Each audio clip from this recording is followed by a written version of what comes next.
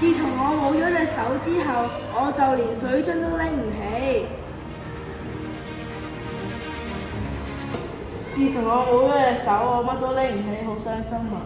唔緊要，我會發明一個義肢代替你隻手。我哋會首先會用到呢個腦電波感應器啦。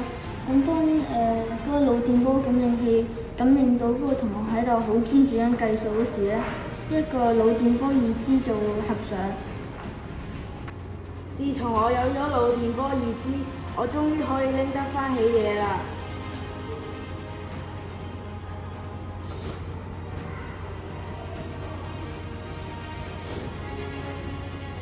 如果我哋想合埋呢隻嘅手指，我哋就要諗數學嘅嘢。0加7等於7，7加7等於14，14加7等於21。如果我哋唔諗嘢，呢隻手指就會鬆開。